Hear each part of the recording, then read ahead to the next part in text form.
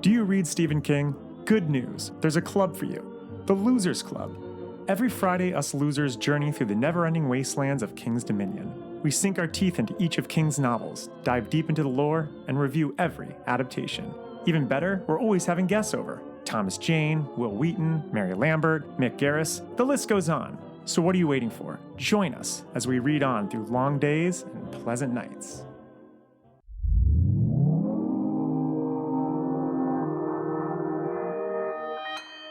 Consequence Podcast Network.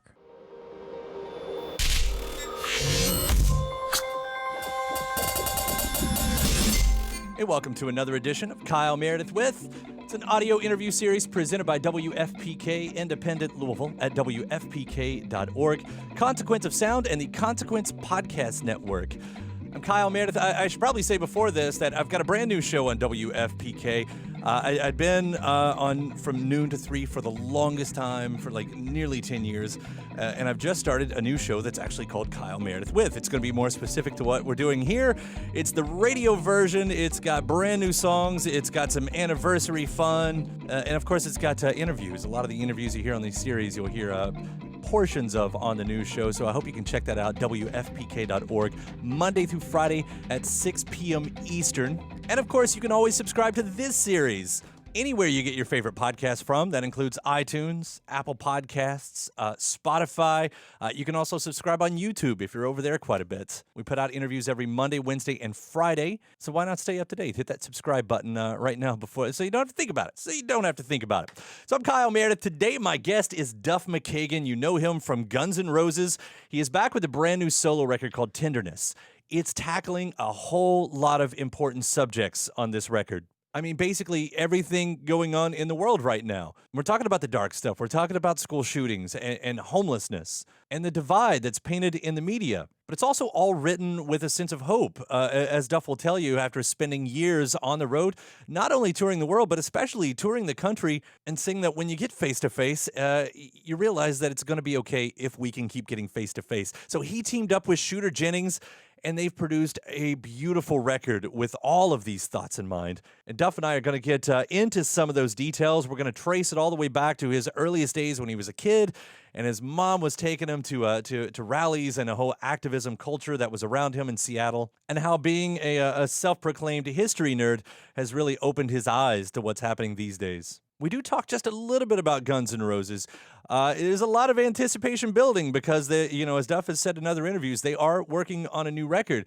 And I was curious about if these same kind of concepts and themes are making their way to the new GNR record as well. We also name-check a couple more of my favorite songwriters, Mr. Greg Dulli of the Afghan Whigs, who, of course, has been on this series before, and Mark Lanegan, ex of Screaming Trees, and of course, Greg Dulli's partner in the Gutter Twins. Duff tells us that their music had a big influence on what he wanted to do with this new album. Talking about the new solo record, Tenderness, it's Kyle Meredith with Duff McKagan. I'm here. Let me congratulate you, man. This record, Tenderness, is an outstanding piece of work you've done here.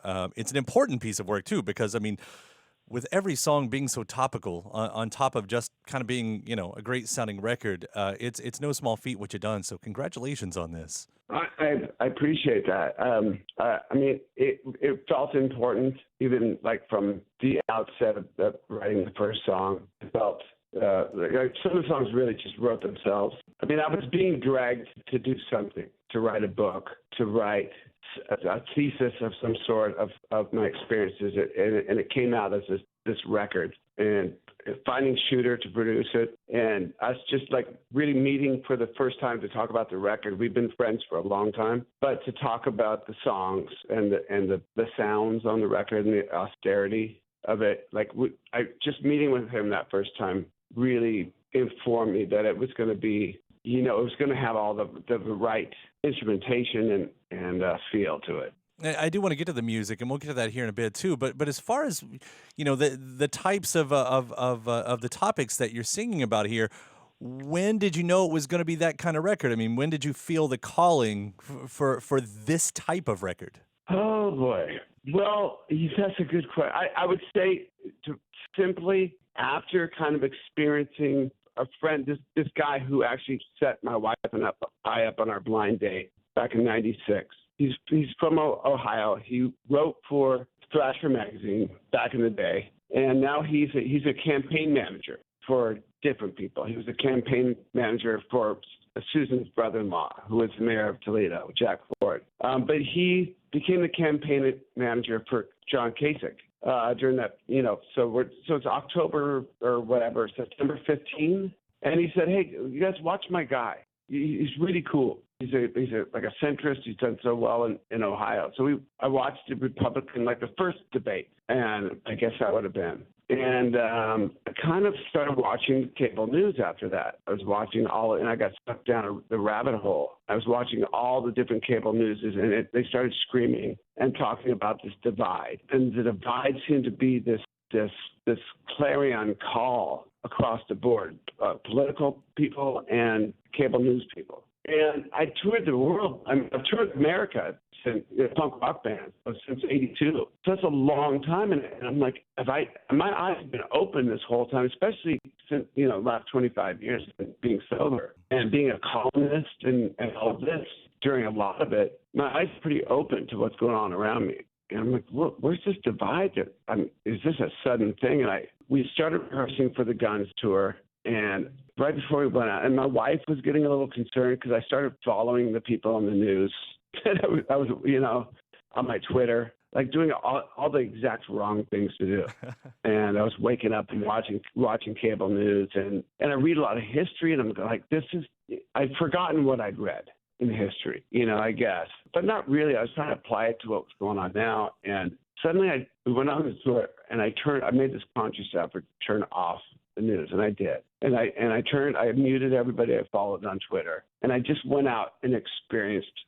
Our first leg of the tour was this huge American tour. So I went out and did these things, and I did these things off the beaten track because we did the stadium tour. So that, there's always 2 days off because they have to set up the stage. So I would do these side trips in my bus, like to Little Bighorn or Monticello or Louisiana. I would go on an airboat looking for alligators with the guy in Louisiana. Doing a little cool Charleston, I would go just to hang out and do ghost tour. My wife just think, and when you do that kind of stuff, you talk to people, and you stop at truck stops, and you eat at Cracker Barrel somewhere in the middle of nowhere, and you talk to people, and I just didn't see this divide, and then we were playing these huge shows, and I saw this unity, and nobody asked for who anybody votes for, and I would talk to fans, and nobody.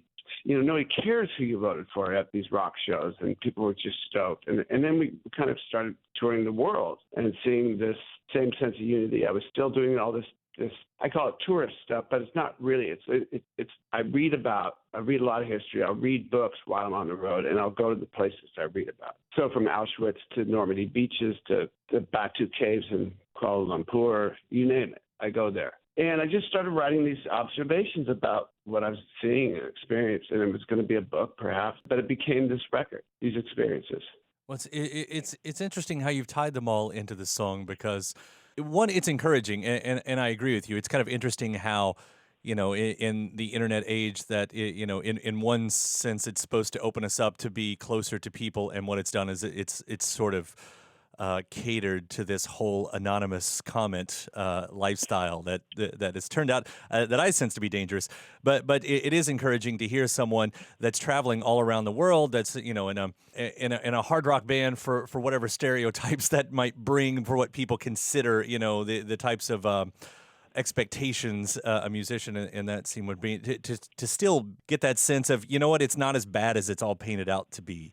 And that's really encouraging. Yeah, we have so much more in common with each other than what separates us by a huge margin that it gave me a lot of hope. And nobody, the stuff we see on the news, I really realized it's just they're amplifying things, that the politicians are amplifying things. That's what they do, and if you read enough history like I do, you'll see there's been campaigns before where they've done the 3-word things, Jackson in 1830, same thing. He took some cues from Davy Crockett or Daniel Boone, whichever one of those it was. And this stuff has happened before. Johnson, after Lincoln, tried to divide the country, and he got impeached because the difference in 1867 or whatever that was you had an outraged Senate that said you can't do this, and they kicked his ass out of office. That's a sole difference between then and now, you know. And I don't even talk about the current administration because they're passing things, you know, and we just got to hold on to each other. And as we've always done, I'm just kind of reminding people that any change, positive change and progress we've had in this country, it's been people doing it. You know, maybe FDR's Works program did some stuff, and, you know, maybe there's a couple big, you know, Emancipation Proclamation by Abe Lincoln were big things that changed, but I can't name really big things that a president or a governor or a mayor has done that's changed my life drastically, you know, personally, if you really break it down to you personally. And you've been, I mean, your history with this goes all the way back, as I read, to your earliest days. I mean, you grew up around activism, right? I did. I mean, I really did. You know, it was the Catholic Church in the 1960s was there was activism around it, not just for the product of what my mom would do. So the women's movement was going on then, and when Martin Luther King got shot, I went on a march with my mom. I was in kindergarten, but it's one of my earliest memories, having the black armband on and asking my mom, like, well, so somebody got shot? You know, that's really alarming to a little kid. And I'm like, well, why did he get shot? And my mom said, just because. He was too peaceful, you know, and that really, really stuck. I'm like, well, that doesn't make any sense. And it still doesn't, right? Right. But I guess, yeah, I grew up around, I'm the youngest 8 kids. So there was hippies in my family. There's 2 brothers in Vietnam. You know, there was like this mishmash of information coming into my little kid brain. And like, you know, I felt like I could pick any of these songs right here, but take like Cold Outside, you know, and here you are talking about a homeless. And I thought, you know, it's interesting because one of the most famous documentaries actually came out of your area in Seattle with Streetwise. And that was what, the late 70s itself, right? And here we are still, it doesn't seem. Did that documentary itself? Did you have a connection to that? Did that have an effect on you as well, coming from your area? Streetwise, I mean, I was down there. You know, like I was in punk rock band, so that was very real and visceral to me. You know, I'm like, wow, they made a documentary of my scene, kind of almost. I wasn't homeless, but I grew up in the Depression era values family. My parents grew up in the Depression. So we had, and there were so many kids in my family that we had all these, my dad was a fireman, wasn't a rich banker or something, you know, like we had this family hold back, FHB thing, like if there wasn't enough food on the dinner table, everybody with their family hold back, you know. So, you know, I know that, like, you know, college in our family was, if you wanted to go to college, you had to get a job, and like most families probably, like just blue-collar families. So I was always, you know, taught to have compassion for those that didn't have as much as you, and always kind of like wary, like hearing the Depression stories with my grandfather having to go off and work and build dams, you know, and send the money back home, and they were living off of potatoes and shit. And I always think like, okay, well, I always thought, like I still think, you know, I'm one step, you know, bad decision away from being there, you know. But I still have this, you know, is that why I avert my eyes, you know, when I see a homeless person? Is it I'm scared of violence or confrontation, or is it because I'm afraid that I'm one step away from that? You know, 2 bad moves away from there. I wonder. And that was a self kind of like exploration. So, you know, we were kind of hitting on the music a little bit earlier. Did this need to say something musically in the same sense? Did it need to be different than, you know, the other bands that you've been in through the years? I think it needed to be a whisper, and I think it needed to be austere. And I know that I needed to say something for my kid, you know, for my young women daughters who are looking around with their eyes open and going, okay, Dad, you know, at least I feel this way. Like, what are you going to do about it? You know, and girls, I was in punk rock bands when I was your age. I was railing against the man then, but yeah, what are you going to do about it now, Dad? And at least I feel that way. So this is my attempt at kind of, quote unquote, doing something about it. And but the thing I found that could do the most help was kind of healing. and a reminder of togetherness. And what little amount of celebrity I have, I could write a book about it. I've written a couple books, but there's some good books out there now. So I thought I don't want to crowd up those shelves. There's some really Sarah Kandahore's Flyover Country book is amazing, and Hillbilly Elegy is amazing. There's some other ones. Educated I read, and there's a great book called The Center It Cannot Hold by Ellen Sachs, I think her name is, she has schizophrenia. And she's also the head of School of Psychology at USC. She's a brilliant woman with deep schizophrenia. But she managed to write this book and managed to matriculate through school while going through mental institutions. She's brilliant, obviously. But I'm reading this kind of rounded out menagerie of books. I thought, well, if I put another book of Duff's observations on the world right now, I don't know if that would have been the thing. So the record and the austerity of the instrumentation, the songs themselves, even the pace of the songs, I thought, Shooter really helped me attain that. The sparseness, even Jamie, the drummer, like where he doesn't play is what makes his drumming so magnificent on the record. I could go down, I could talk about each musician and kind of tell you what they did and didn't do on the record to really make it much more bold by being less. I love that the first thing you hear is a piano because, one, it instantly destroys expectations, I think. But I also love how the lyrics to Tenderness, it's like that sets up the entire record. You've got it right there in your first verse, what we're looking at, and basically what your mission statement is. Yeah. Done so well in there. Well, it's like an essay, isn't it? Yeah. It's like an essay. The record, and we made it like a record, listen to the whole thing from front to back. Like how Shooter and I listen to records, from front to back. And so it's like an essay. So here's my mission statement is Tenderness. I sum it all up with Don't Look Behind You at the end, and in the middle is the body of the essay or the thesis. I'd seen in the liner notes you also name-checked, we have some mutual friends with Greg Dulli, and Lanegan, Mark Lanegan. I mean, they're two of my all-time favorite songwriters. You kind of name-check them as sort of musical inspirations on this as well? For sure. I'm live. I don't know if you got to see this band live. We do Keep a Shade as our final song on the set. And we do Greg Dulli's version. I don't know if you ever heard his demo version of that song. Oh, man, look it up. It's just heartbroken. It's the best Prince song that Prince never wrote. But it's heartbroken, and he was heartbroken when he wrote the song. And then I got to play on the Imitations records with Mark and friends with him. I just let that song, The River Rise. I wanted to do a record like this for a long, long time, ever since even Johnny Snyder's acoustic. So, Que Sera, Sera. So for me, it's not a surprise to do this record. I wanted to do for 25 years. And there was really no reason for me to do a record right in the middle of all this Guns stuff.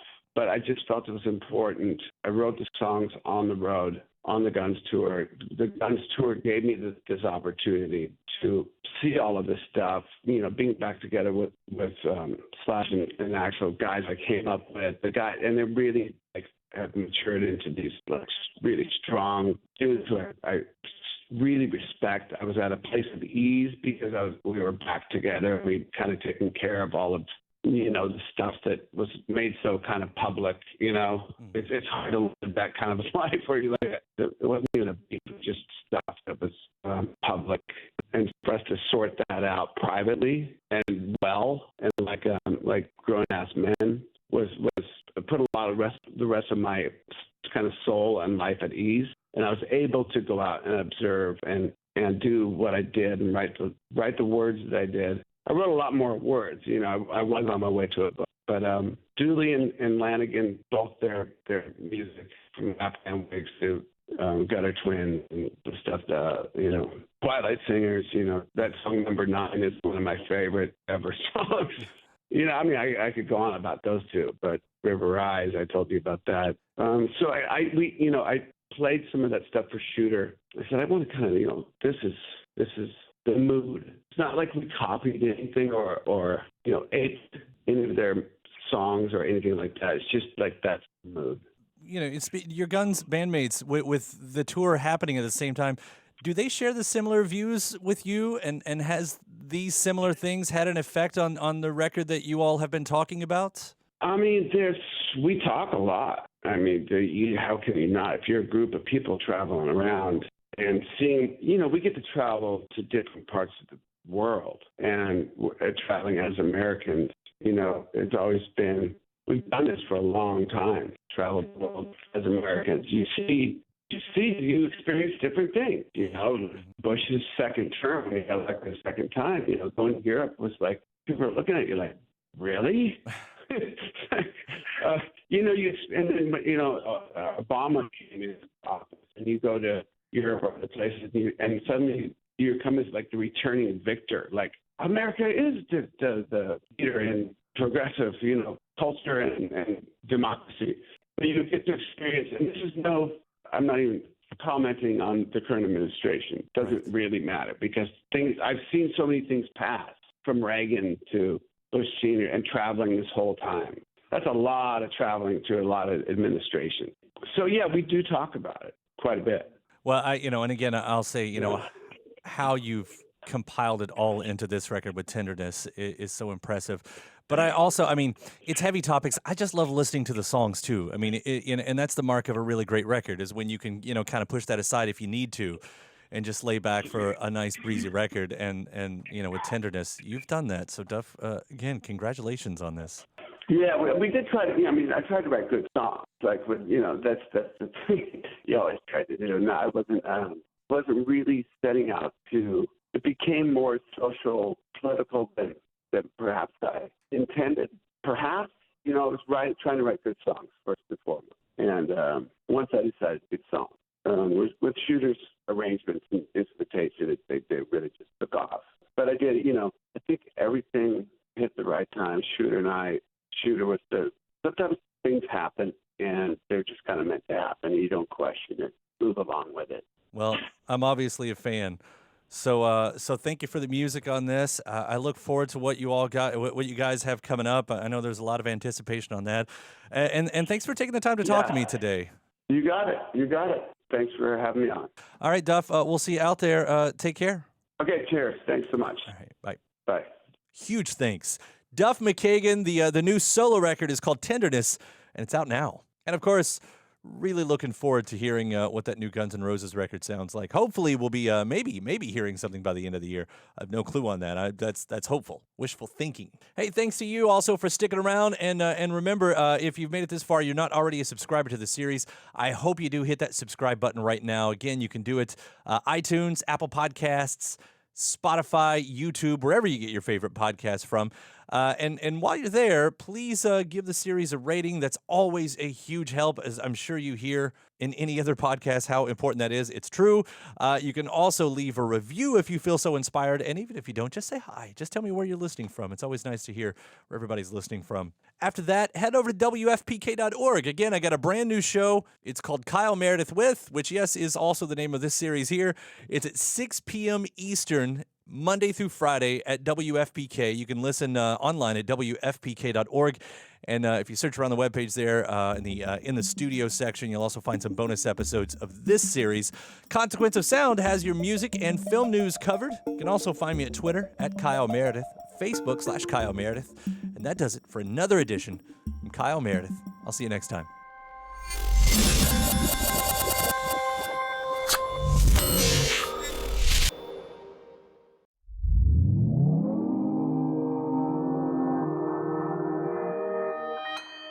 Consequence Podcast Network.